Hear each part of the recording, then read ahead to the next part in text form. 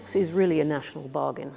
I mean, that's almost what makes sense of the nation state as a unit. It is that bargain between people and their government and what they're willing to pay for and what they expect. I think it really does come back to this question of do people believe in what the government says it's going to give them, and therefore are they willing to pay for it?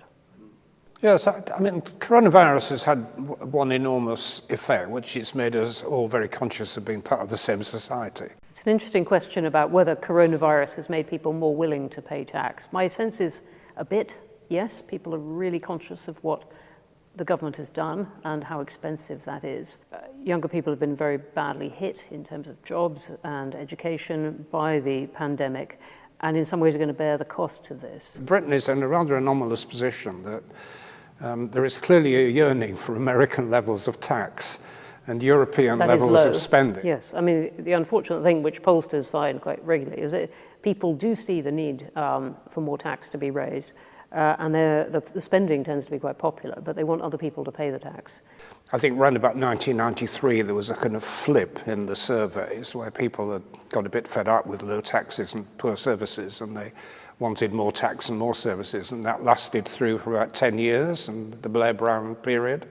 And then they switched again, less public spending, less tax, and that sustained us actually through the coalition. I mean, there was a period when austerity was quite popular, but it's gone the other way now, and the mood has changed. You know, what would we do if we were setting about the task within a politically realistic framework of trying to make a fairer system? I mean, I would be very tempted to go for some form of wealth taxation, but I know how horrendously difficult it is because half of personal wealth is property.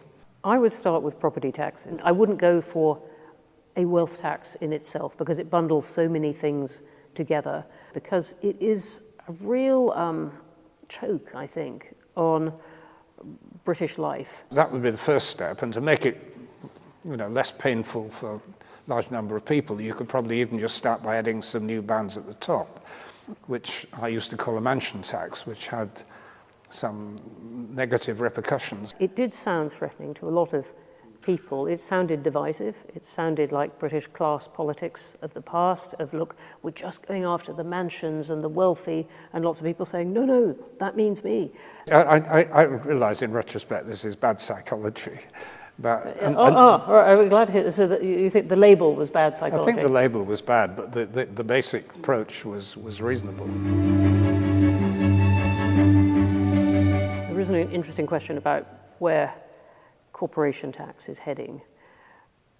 Companies have been very unhappy at the recent rise in the UK in corporation tax and saying this is going to have a huge discouraging effect.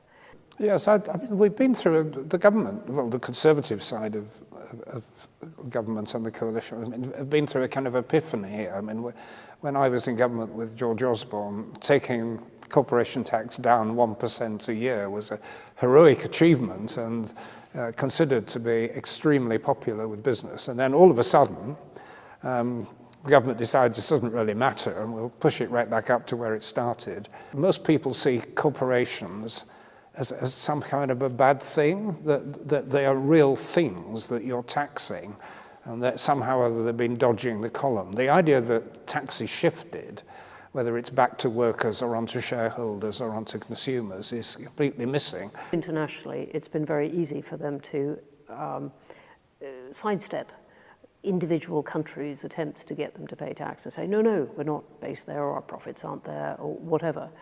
And public and governmental really anger at this, I think, has driven this move to try and do something in a coordinated way. I don't know how much further it will go, though. I mean, I think we have to see whether countries really manage to extract these taxes, and the next few years will show how that's playing out. I think we probably shouldn't be raising expectations too far.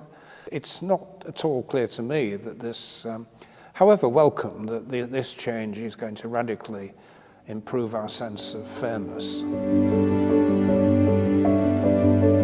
Yes, I mean, there is an interesting debate around whether government can fundamentally change the way we behave and stop us doing bad things. In an ideal world, trying to tackle global warming does require action, and the use of carbon taxation along with regulation is clearly important. And the question is, how do we do this in a consistent way across barriers so that businesses are not taxed in one country and not in another, and a sense of unfairness? We're potentially getting into an absolute minefield of cross-border tax adjustments, which will easily be portrayed as tariffs and protectionism. So there's a grand ideal, and there are lots of very murky, messy problems that would have to be dealt with in the wake of it.